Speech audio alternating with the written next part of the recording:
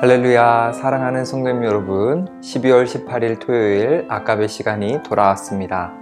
오늘은 요엘서 2장 18절부터 32절을 본문으로 하나님의 은혜를 나누도록 하겠습니다.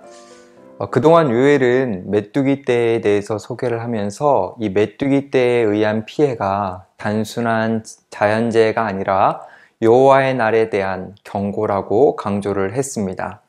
그렇기에 하나님의 백성이라면 여호와의 날을 맞을 준비를 해야 하고 그 준비는 회개하고 주님께 돌아오는 것이라고 했습니다.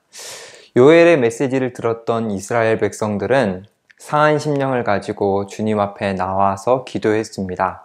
그랬더니 놀라운 일이 생겼습니다. 우리 18절 말씀을 함께 한번 보실까요? 18절 말씀입니다. 그때에 여호와께서 자기의 땅을 극진히 사랑하시어 그의 백성을 불쌍히 여기실 것이라.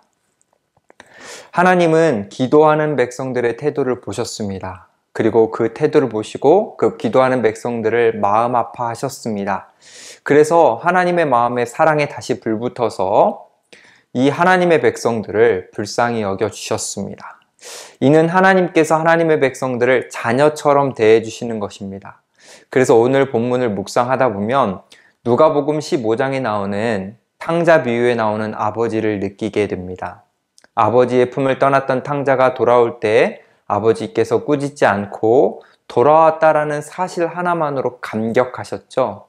그리고 그 탕부께서 아들을 영접하고 손에 가락지를 끼워주고 좋은 옷을 입히고 잔치까지 열어주셨지 않습니까? 오늘 본문도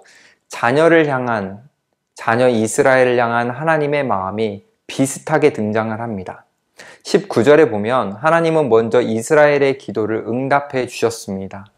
탕자가 돌아올 때 영접해 주신 것처럼 하나님도 이스라엘을 맞아 주신 것이죠. 특별히 하나님은 곡식과 새 포도주와 기름을 주신다고 하시는데 탕자에게 잔치를 베풀어 푸짐한 음식을 주시는 것처럼 해주시는 것입니다. 그리고 나라들 가운데 욕을 당하지 않게 하신다고 하시는데 이는 탕자가 돌아왔을 때 가락지와 옷을 주는 것처럼 떨어진 명예를 높여주시는 겁니다.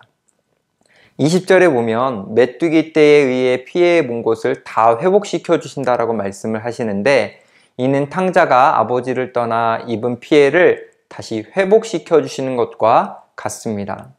하나님 아버지는 마치 탕부처럼 자녀 이스라엘을 불쌍히 여기시고 뜨겁게 사랑하셔서 온전한 회복을 주신다는 것입니다. 요엘은 하나님이 주신 회복을 21절부터 27절까지 구체적으로 알려주는데요. 특별히 21절부터 23절의 말씀에서는 하나님께서 이스라엘을 회복시켜 주실 때에 메말랐던 땅이 생기가 돌게 되어 그 땅이 기뻐하게 된다라고 합니다. 또한 풀이 없어서 생존의 위기로 말미암아 두려워하던 짐승들이 이제 두려워하지 않게 된다고 하고요. 그리고 황폐한 상황으로 인해 탄식했던 시온의 자녀들도 탄식을 그치고 하나님을 찬송하게 된다고 합니다. 하나님은 하나님의 백성들이 하나님을 찬송하는 것을 기뻐하십니다. 그렇기에 생각을 해보면 신앙생활이란 단순한 종교 활동이 아니라 놀라운 일을 행하신 하나님을 찬송하는 것이 바로 신앙생활입니다. 물론 여기서 찬송은 음악적인 부분만이 아니라 하나님을 높이는 모든 행위가 찬송이겠죠. 나를 높이는 일반적인 삶에서 벗어나 탕부처럼 나에게 감당할 수 없는 은혜를 주시는 하나님을 높이는 것이 찬송입니다.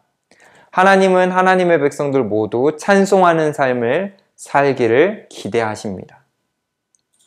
당시 이스라엘은 문제가 있었는데 그 문제도 바로 이 찬송과 연관이 됩니다. 당시 이스라엘 백성들은 자기중심적인 삶을 살면서 말로는 하나님을 높이는 것 같았지만 여전히 자신들을 높이며 살았습니다. 그래서 하나님을 찬송하는 삶이 아니라 자신을 찬송하는 삶을 살았던 것이죠. 왜 이렇게까지 되었느냐? 이유는 간단합니다. 하나님이 베풀어 주신 은혜를 잊은 것입니다. 다르게 표현하면 하나님을 제대로 알지 못한 것입니다. 결국 이스라엘의 가장 큰 문제는 하나님을 제대로 알지 못한 것이죠. 하나님은 분명히 이스라엘의 문제가 하나님을 모른다는 것을 아셨습니다. 하나님은 이스라엘의 근본적인 문제를 해결하려면 하나님을 제대로 알게 해야 된다는 것 또한 아셨습니다.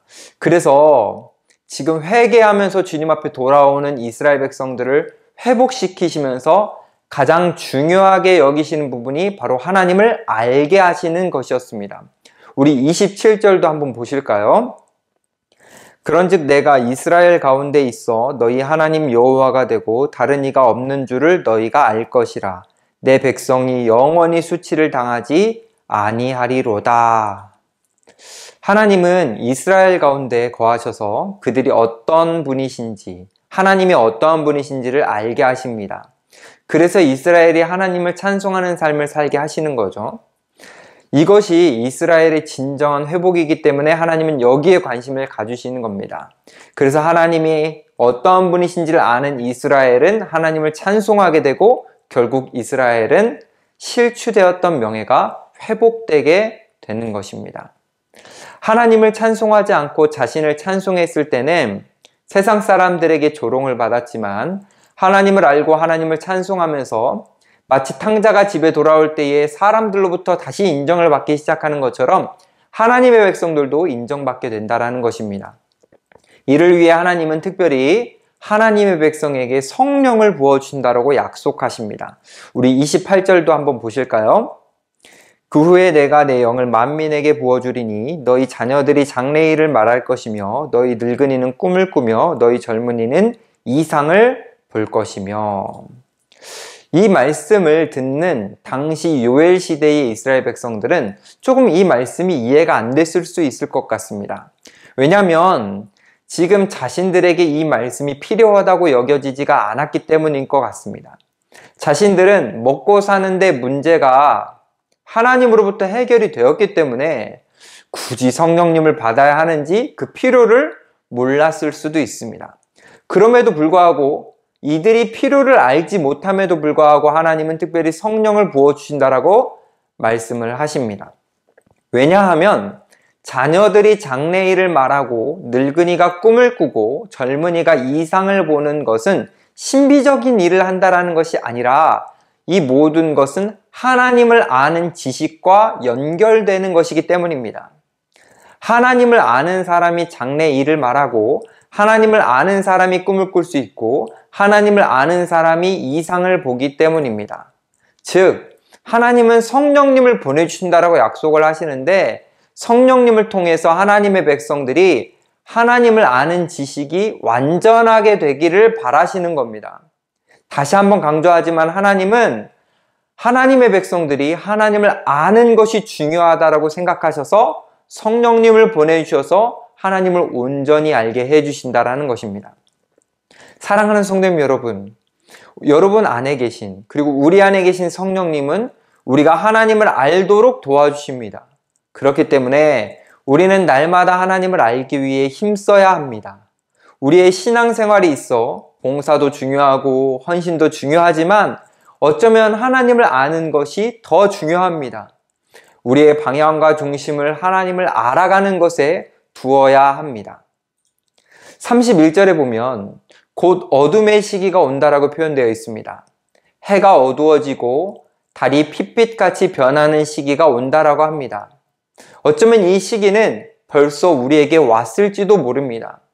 이럴 때일수록 하나님을 온전히 아는 사람만이 32절에 나오는 말씀처럼 여호와의 이름을 부를 수 있고 그 부름을 통해서 구원을 얻을 수 있습니다.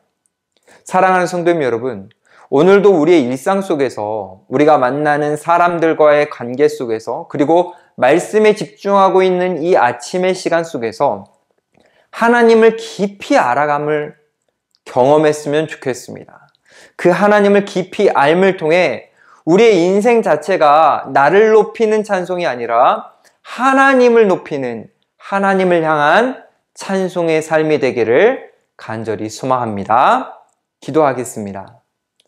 하나님 아버지, 오늘 말씀을 통해서 우리가 하나님을 찬송해야 하는 삶을 살아가야 함을 다시 한번 도전해 주시니 감사합니다.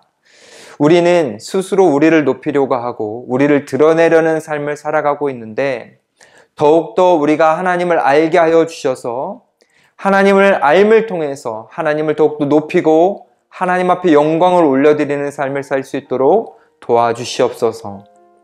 우리가 연약하고 부족할 때에 우리가 돌이킬 때에 모든 것을 품어주시고 회복시켜 주시는 하나님, 그 감격적인 하나님을 날마다 묵상하게 하여 주셔서 하나님이 우리와 함께 계신다라는 이 사실 하나만으로도 우리가 믿음으로 살아가고 이 세상에서 흔들리지 아니할 온전한 믿음을 갖는 삶을 살 수 있도록 성령께서 늘 우리와 함께 하여 주시옵소서. 오늘 하루도 주님을 알아가는 삶이 되기를 소망하며 거룩하고 존귀하신 예수님의 이름으로 기도드립니다. 아멘. 내일은 주일입니다. 말씀과 함께 예배드리는 시간을 보내시고 월요일 아침에 다시 찾아뵙도록 하겠습니다. 감사합니다.